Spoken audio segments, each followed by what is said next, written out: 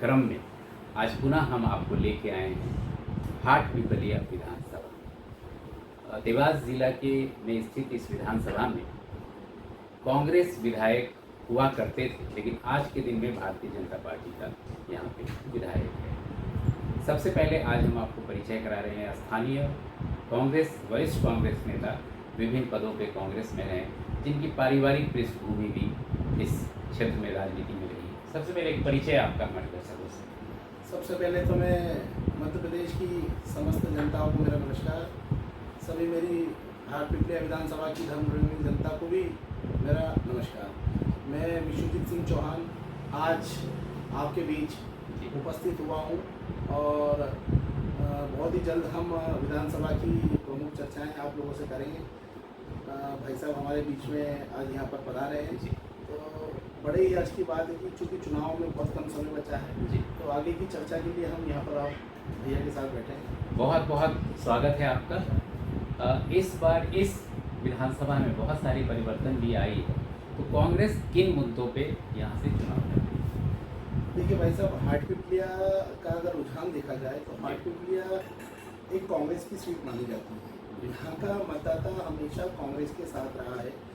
चूँकि कुछ कारणवश परिवर्तन हुए हैं, पर अधिकांश यहाँ पर कांग्रेस को वोट बैंक माना जाता है। क्योंकि पूरी विधानसभा में 90% ग्रामीण एरिया आता है, एक नगर पंचायत आती है, तो यहाँ का जो मतदाता है कांग्रेस के प्रति एक अच्छा माहौल है और कांग्रेस के प्रति अपना रुझान मानता है। सबसे बड़ा जो विधानसभा क्षेत्र में मुद्दा है कि यहाँ पर हाटपिपलिया में 28 गांव चूँकि बिना किसानों की सहमति के, चूँकि ये विधानसभा पूरे किसानों से घिरी हुई है जी, तो पूरी विधानसभा क्षेत्र में 28,000 बीघा जमीन, 7,000 हेक्टेयर भूमि, जो कि बगैर किसानों की सहमति के, बगैर उनकी अनुमति के जी, अधिग्रहण कर ली गई है। ये बहुत बड़ा फर्जी स्कैम इस विधानसभा में हुआ, जिसको लेकर हमने समय समय रहते प्रमुख मांगे उठाई, कलेक्टर को ज्ञापन दिया, सब करा, धरना प्रदर्शन दिया जी, और उसके बाद में यहाँ के क्षेत्रीय विधायक जो कि जिन्हें जनता ने चुना था, जिन्हें कांग्रेस के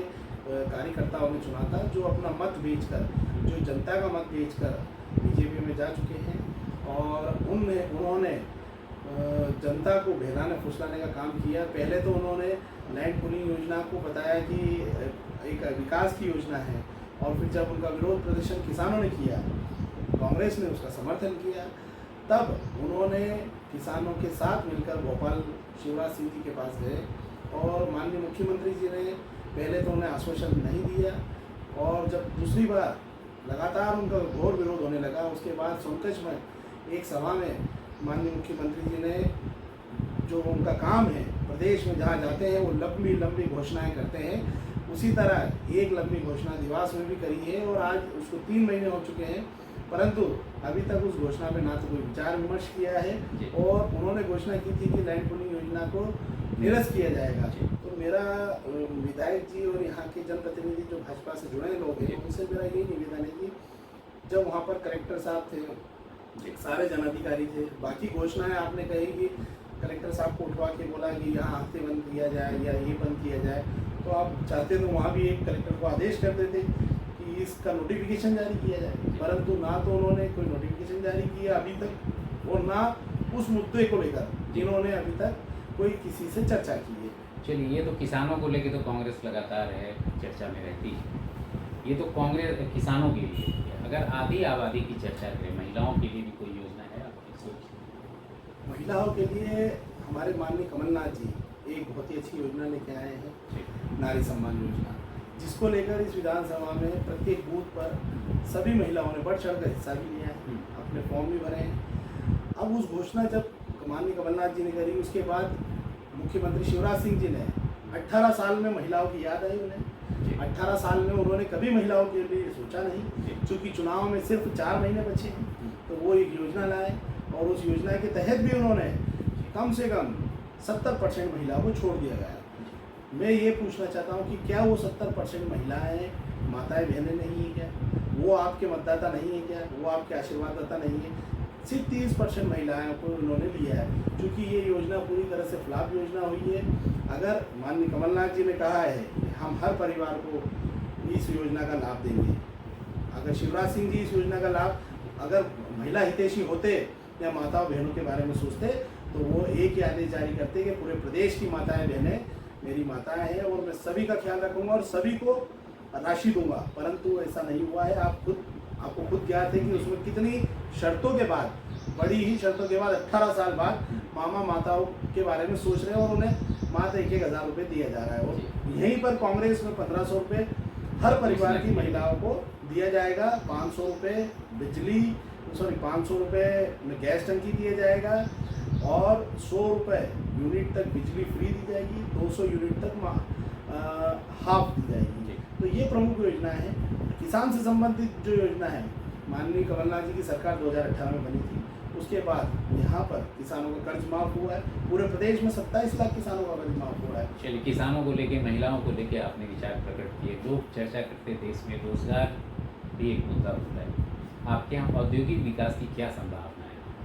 हमने जब नरेंद्र मोदी जी का जन्मदिन आता है हम उस दिन बेरोजगारी दिवस मनाते हैं और हमने कई बार इस विधानसभा में बनाया भी। उस दिन हम या तो जो भी हमारे इंजीनियर हैं, जो हमारे MBA करे हुए साथी हैं, वो आते हैं और पकौड़े तलते हैं, क्योंकि बीजेपी की सरकार ने कहा कि पकौड़ा तलना भी एक व्यवसाय होता है। इसीलिए बीजेपी की सरकार ने इस विधानसभा क्षेत्र में, मैं क्षेत्रीय विधायक मनोज चौधरी से पूछना चाहता हूं कि वो ऑन रिकॉर्ड बता दें कि उन्होंने कितने युवाओं के लिए रोजगार दिलवाए हैं। आप क्या करेंगे? ये तो वो कर रहे हैं। क्या संभावना है? कांग्रेस के विधायक आते हैं तो क्या क्षेत्र है, कहाँ विकास हो सकता है, कहाँ औद्योगिक विकास की संभावना है? इस विधानसभा क्षेत्र में अभी तक चूँकि चापड़ा पास लगा हुआ है, इंदौर समीप है, देवास समीप है, देवास से तो पूरी घिरी हुई है, तो रोजगार के अवसर बहुत सारे देखे जा सकते हैं। अगर जनता मुझे मौका देगी, पार्टी मुझे मौका देगी और मैं अगर इस क्षेत्र का विधायक बना तो मेरा सबसे प्राथमिक यही काम होगा कि मैं युवा, क्योंकि मैं खुद भी एक यूथ हूँ और मुझे युवा किस पीढ़ी से गुजर रहा है मुझे सब मालूम है। आज यूथ के पास रोजगार नहीं है और यूथ के रोजगार के लिए लगातार हमने माननीय कमलनाथ जी से भी चर्चा की और कमलनाथ जी ने आश्वस्त किया है कि यूथ के लिए एक अलग से योजना बनाई जाएगी और यूथ को भी ध्यान में रखते हुए इस विधानसभा में जितनी भी इंडस्ट्रीज़ हो, फैक्ट्रीज़ हो, मेरा काम रहेगा कि यहाँ पर ये रोजगार के अवसर में खोल सकूँ, क्योंकि यहाँ पर अभी क्षेत्रीय विधायक ने, मुझे नहीं लगता है कि उनके पास कोई आंकड़े होंगे। अगर उनसे आप रोजगार की बात करेंगे तो वो केवल एक ही बात करेंगे कि हमारे मोदी जी ने बोल रखा है पकौड़े तलिए और रोजगार दीजिए। चलिए, तो रोजगार पे भी आपने किया है।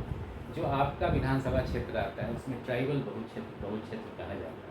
हाल ही में जो भाजपा के नेता द्वारा सिवनी में घटना को अंजाम दिया गया है, उस पर आपकी प्रतिक्रिया क्या है? देखिए, मैं उस जो घटना हुई है उसके लिए उसकी घोर निंदा करता हूँ कि वह भाजपा का विधायक का प्रतिनिधि है और जब यह सब काम हुआ उसके बाद में उस विधायक ने अपने प्रतिनिधि से पल्ला झाड़कर झूठ बोला, जो कि आज मीडिया में सबके सामने है। और उसका मकान तोड़ने से क्या उस आदिवासी भाई को जिसकी ऊपर अमानवीय घटना घटी, उसको लेकर अगर क्या वो माफ़ी मांग ले या उसकी आज उसकी पूरी समाज को भाजपा के लोग प्रताड़ित कर रहे हैं। चाहे वो निमावर कांड हो देवास का, यहाँ पर 3 महिलाओं की हत्या हुई थी, जिन्हें गाड़ दिया गया था 10 फीट गड्ढे में, उसमें भी आज तक कोई आगे बात नहीं बढ़ी। उसके बाद कितनी ही ऐसी आदिवासियों भाइयों पर, बहनों पर इतनी घटनाएं हुई।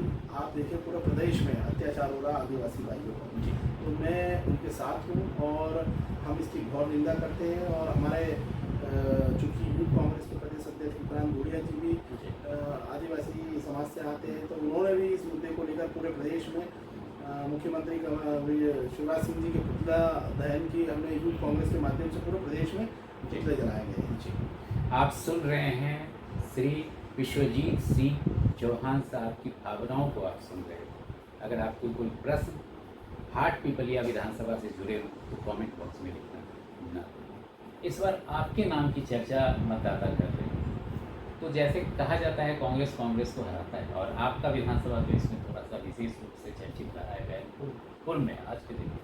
अगर सपोज आप पर विश्वास जताता है कांग्रेस, तो गुटबाजी नहीं होगी या भीतरघात नहीं होगा, कितना आश्वस्त हैं आप और क्या सामंजस्य कैसे बैठाएंगे?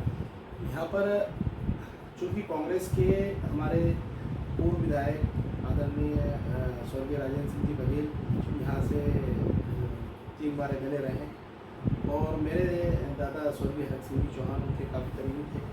मेरी दादी राजूबाई चौहान जनपद की अध्यक्ष थी, तो मेरे दादा उनके विधायक प्रतिनिधि थे और उन्होंने हमेशा कंधे से कंधे मिला के काम किया है।